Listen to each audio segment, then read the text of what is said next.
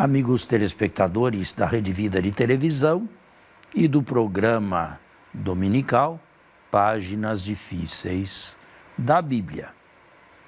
Uma pergunta: você está interessado no curso? Você é assíduo nas audiências e nas apresentações? Que acha você de um curso como este? É catequese? É, mas num nível mais elevado. É catequese e, ao mesmo tempo, exegese. E exegese não para adolescentes, mas pessoas adultas e pessoas que tenham alguma facilidade de reflexão. Bom dia, padre. Bom dia. Como têm sido os seus dias? Passou bem a semana? Passei, não posso dizer que não. Foi uma semana banal para mim. Bom, banal. Banal é um termo um tanto pejorativo. Fiz o que sempre faço, não é? Que é ensinar, dar aulas de exegese, cuidar dos diáconos da Arquidiocese de São Paulo, celebrar missas, vir à televisão. Que bom, que bom. E hoje, mais uma vez, estamos nós aqui para juntos, como dizia um pensador, bater na casca do coco, que é dura, que às vezes é intransigente, cheia de tensão e até contradição, mas que quando a gente perfura a casca, lá sempre existe uma água doce, salutar, agradável. Talvez o coco seja a escritura, usando uma linguagem metafórica, e auxiliados pelo Padre Fernando, cá estamos nós mais uma vez para juntos saborearmos desta grande água que são as Sagradas Escrituras. Muito bem, e agora de que trataremos? Agora nós vamos partir para águas mais profundas, o segundo bloco do nosso livro. Talvez não mais profundas, mas diversas. Diversas, né? Diversas. Capítulo 6 do nosso livro. São os capítulos 6 a 8. Até o final do capítulo 5º, as informações chegadas a Lucas vieram até ele por via oral. E ele, através disso, compôs a seu modo, com a sua teologia, com a sua sequência. Os Atos não têm uma sequência temporal como está aí, o que significa que o que acontece no capítulo 2º vem depois do capítulo 1º, no tempo. Não, foi Lucas que foi tecendo e juntando os acontecimentos e realizando ou construindo uma certa lógica entre um e outro, não é? Mas, se esse bloco de 1 a 5 é um bloco eminentemente hierosolimitano, isto é, vindo de Jerusalém, ao menos no que Lucas recebeu, não no que criou de livre e espontânea vontade, com a sua mente idealista. O segundo bloco, em que entramos agora, é diverso do primeiro.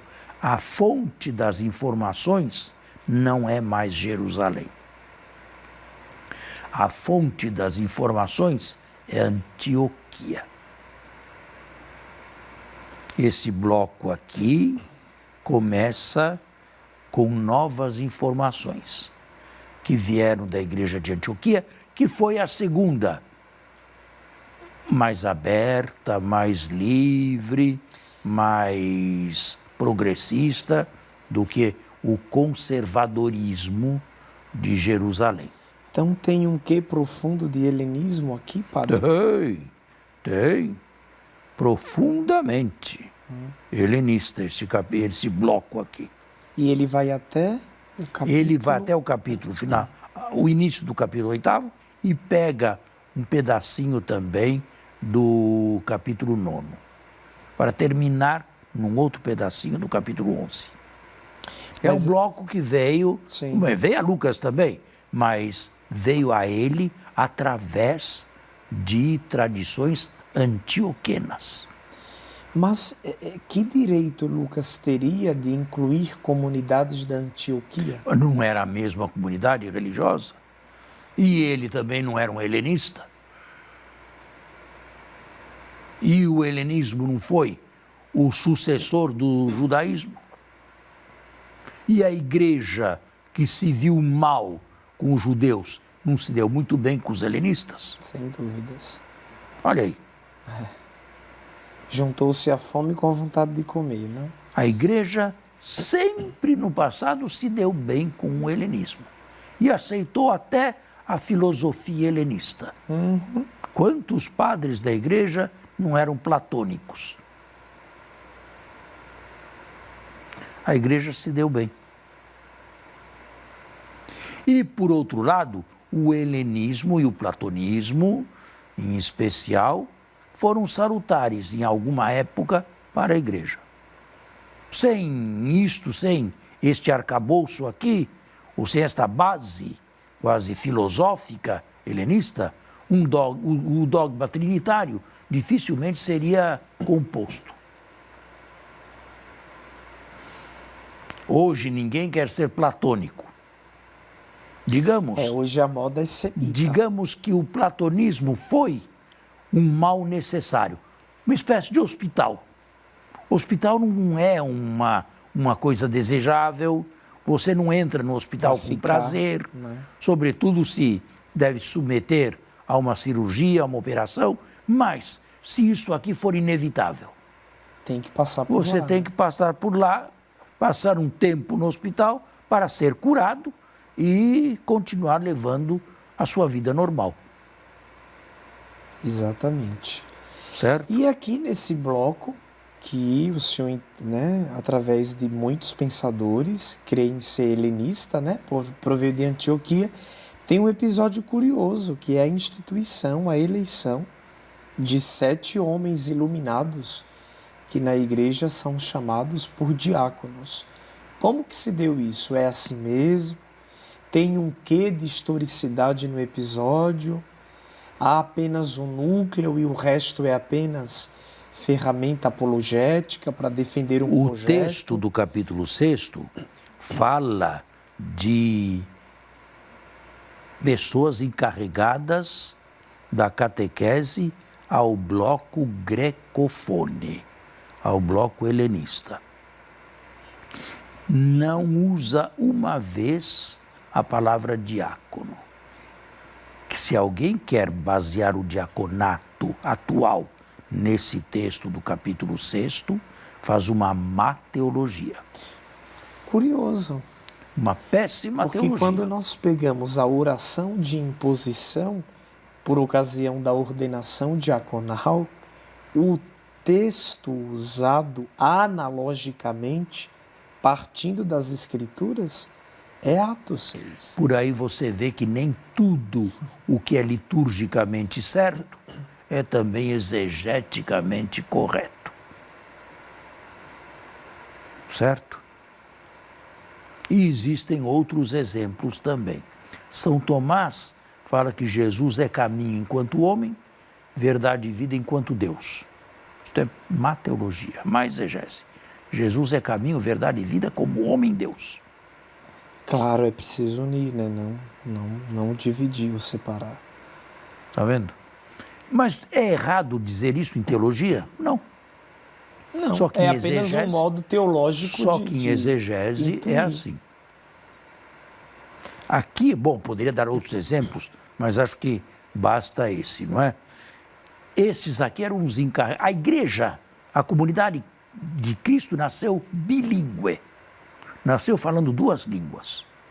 O aramaico, que era a língua de Jesus, E o grego. e o grego, que era a língua dos helenistas, em primeiro lugar, judeus, mas judeus que não falavam aramaico, judeus que falavam grego, porque não moravam normalmente na Palestina, ou pelo menos não tinham tido como língua materna o aramaico e sim o grego. E havia quem não entendesse nada de aramaico. Então, precisava distinguir. É possível que desses dois blocos, ou nesses dois blocos, tenha havido algum atrito. É possível. Se bem que seja impossível quase construir esse atrito, saber realmente do que se fala. Aí se diz que as viúvas de um bloco eram postas da parte, ou à parte. Colocadas à parte e não tinham muito o que fazer, né? Exatamente. Eram discriminadas na comunidade. Eram discriminadas. Mas exatamente foi isso? Ou divergências teológicas acabam por terminar na mesa também? Às vezes acontece isso. Diferenças teológicas acabam na discriminação e até na alimentação. Então, muito... Vamos fazer um intervalo e voltamos.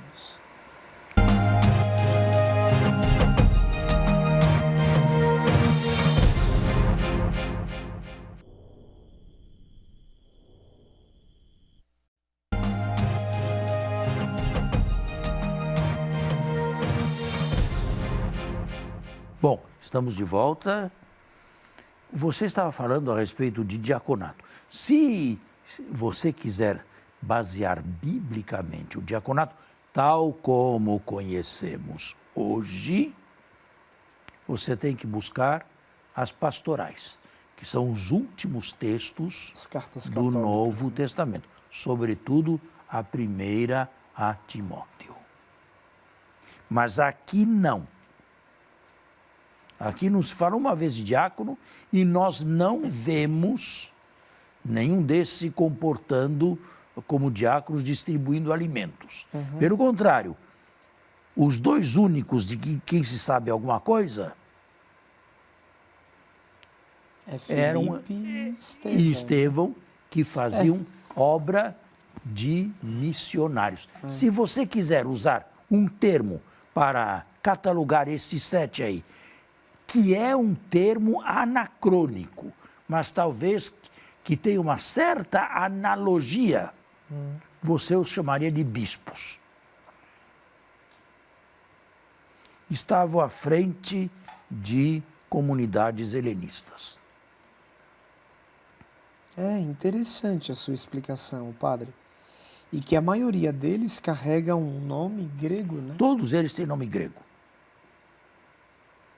Mas a grande pergunta é, alguém sabe nos dizer a razão do porquê as mulheres, as viúvas de um grupo eram esquecidas? Isto é o que está escrito, mas na realidade as coisas se deram assim? Ou isso aí é já um final de alguma coisa que não está escrita?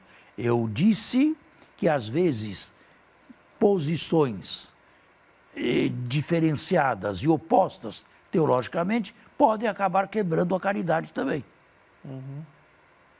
Sim. Não é? E assim, o episódio é concluído... Um grande corifeu da teologia da libertação dificilmente se dá bem com um conservador. Em tempos atuais, né? É. Um exemplo atual, né? Exatamente. É difícil distinguir as coisas. Então, mas eu não posso olhar esse texto e encontrar nele, por exemplo, a razão da instituição do diaconato. Não, o atual não. O atual de jeito nenhum. Eu disse que, se você quiser dar-lhes um nome, o mais apropriado, se bem que anacrônico, para os anos 30, é bispo. Para os anos 30, a figura do episcopo? Sim, a figura do episcopo vem bem mais tarde. Os presbíteros, bispos. Sim, então, é vem isso bem que eu quero mais tarde. dizer. De fato, não, é anacrônico. Nos anos 30, pois é, mas é o termo que mais se aproxima a bispo. E uma outra pergunta de modo prático. Mas não diácono. De modo prático. Muito provavelmente as comunidades, já tinham crescido, mas não era um crescimento quantitativamente falando absurdo. Se a finalidade da liturgia é prática, tinha necessidade de ter diáconos servindo? Diáconos, não. Diáconos que eu digo, alguns servindo à mesa e outros, alguns ajudando Deixe os a pobres. mesa, porque não se fala em mesa, a não ser num versículo Alguns ajudando os pobres, Deixa cuidando os pobres. da caridade e outros Deixe servindo os a palavra. pobres, porque nenhum dos dois fala de pobre ou trata de pobres. Eles pregam a palavra como se fossem bispos. Então a missão destes era unicamente pregar. Dirigir um bloco de língua grega. Porque os de língua aramaica não se entendiam bem. E, por outro lado, os helenistas de língua grega eram normalmente mais avançados, mais arejados, mais progressistas que os conservadores de Jerusalém. Quando se deu a primeira perseguição, mas isso está no capítulo 8º, quem foi expulso da cidade de Jerusalém? Está aí. Todos os helenistas, com exceção dos apóstolos. Mas por quê? Porque criaram o problema, que eu não gostaria de comentar agora, porque vai vir ainda, porque ressuscitaram uma palavra de Jesus, que é ao lado aramaico, parece que deixava na penumbra ou na escuridão a questão do templo. Se ainda vale ou não vale, se ainda é morada de Deus ou se deixou de ser morada de Deus. Como é que eles conseguiam conviver numa guerra tão cultural e religiosa como essa? Porque aqueles que provinham da língua aramaica são fruto da sua época.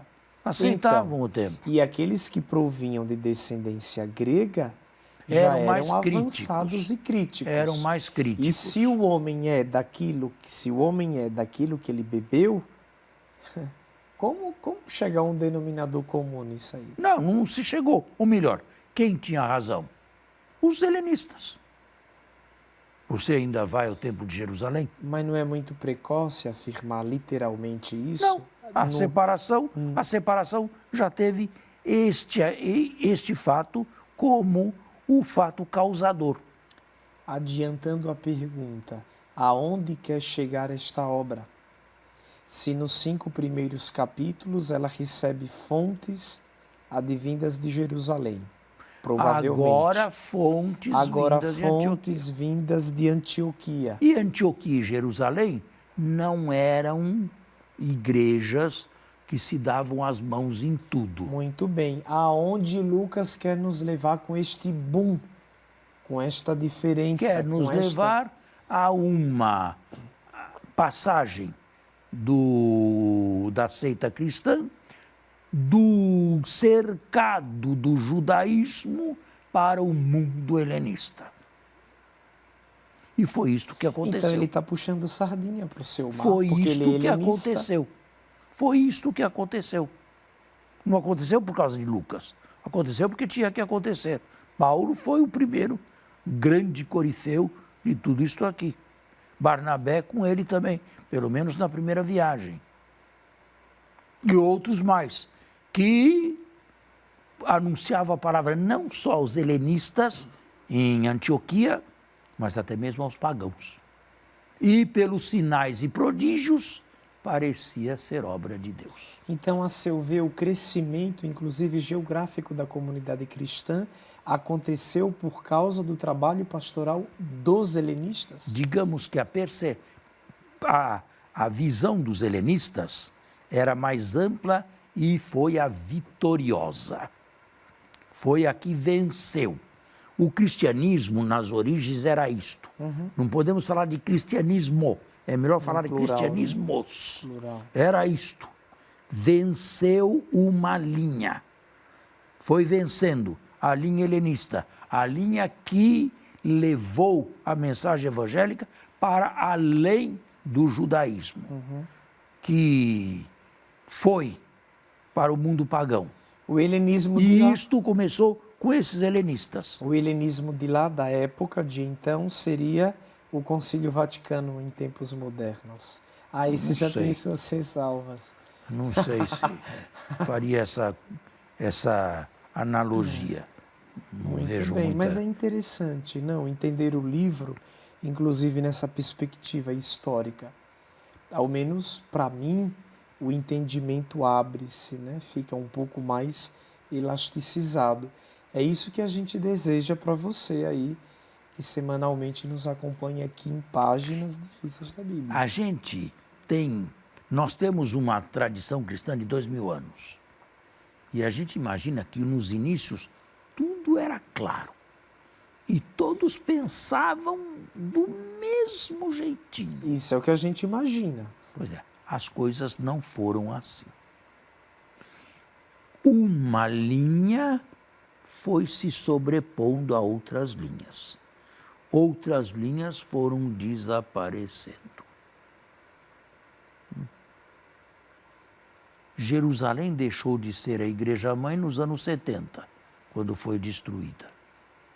Os cristãos de lá fugiram para a Transjordânia. Quando voltaram, já eram heterodoxos, ebionistas, não eram judeus ortodoxos. A ortodoxia se foi então formando.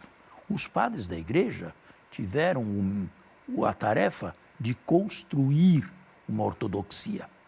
Não havia nada pronto. Construí-la. E isto através de lutas, de compreensões, de acréscimos, de concílios. O concílio de Nicéia não era, na grande maioria, monofisita. Quem